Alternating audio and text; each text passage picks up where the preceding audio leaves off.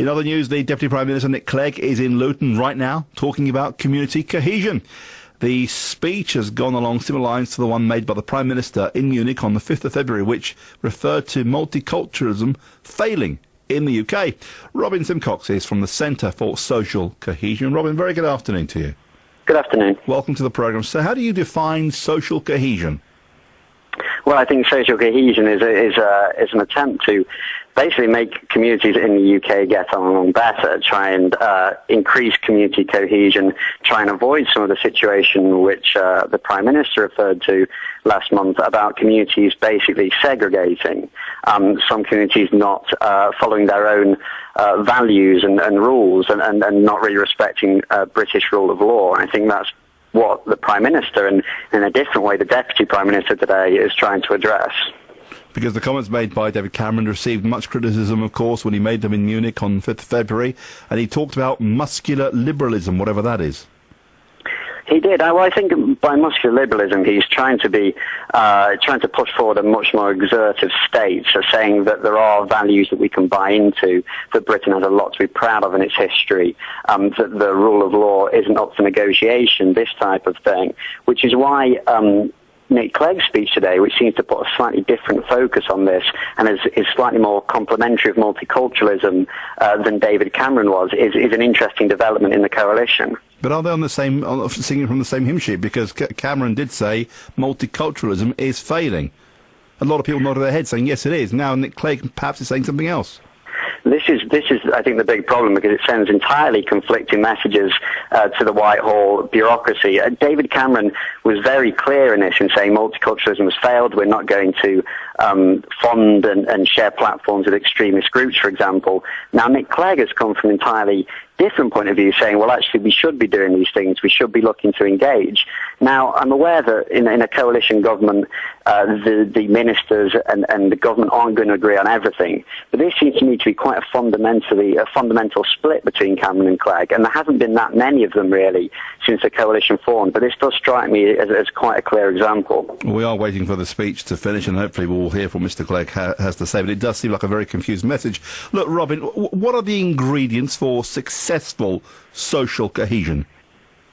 Well, I think that the Prime Minister's made a good start in that he's recognised that the way it's been practiced, the way multiculturalism has been practiced over the last couple of decades, has failed. There's been a real temptation by government to treat Muslim communities as a bloc, to not really engage with them as individual communities, but to try and find some kind of gatekeeper, some Muslim group that they can talk to and basically find out what the Muslim street is thinking.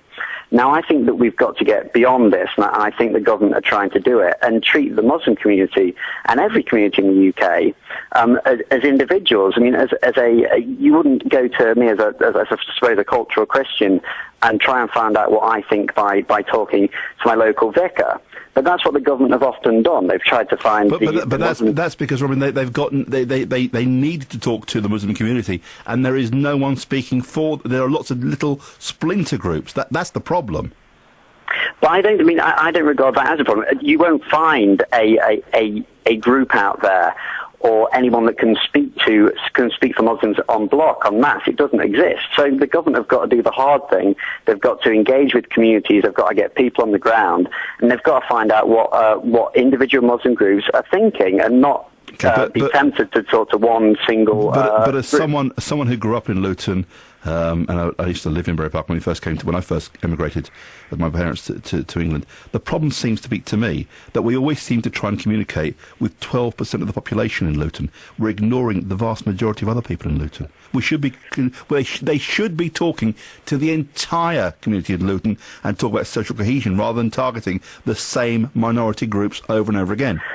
Well, absolutely. I mean, you certainly won't find any argument from me in the idea that I think that the concerns of large amounts of the British public over the last couple of decades have been ignored. I think you see this. I mean, obviously, the obvious example is what's happening with the English Defence League in Luton. I think some of the concerns people have had about immigration, about multiculturalism, and about things like national identity have been widely ignored by the government, and people that have raised them have often been dismissed as racist or Islamophobes or trying to stir up racial hatred.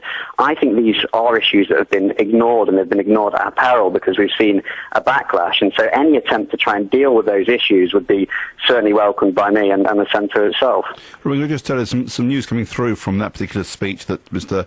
Clegg is giving? And I asked about the issue of multiculturalism.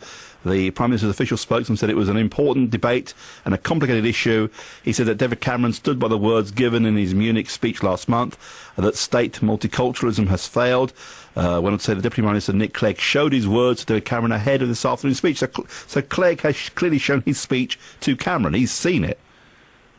Yeah, and I think that there was, I think, some reference in Clegg's speech to saying the Prime Minister was right to raise muscular liberalism and be clear that this is what's needed in the UK. But there are very clear splits. I mean, Cameron may have okayed it to go ahead. He's aware that Nick Clegg needs to make certain concessions to Liberal Democrats. He's not going to agree with him all the time. But there are some very clear divergences of policy, and the biggest divergence is Nick Clegg saying we have to communicate, we have to negotiate with extremist groups who hold illiberal views. Now, that is something completely different to what the Prime Minister said in Munich. Robin, it is all about cohesion, social cohesion, multiculturalism apparently failing. Shouldn't we be telling everybody in the country to be trying to integrate? That's the word that seems to be missing from all this. It's about integration.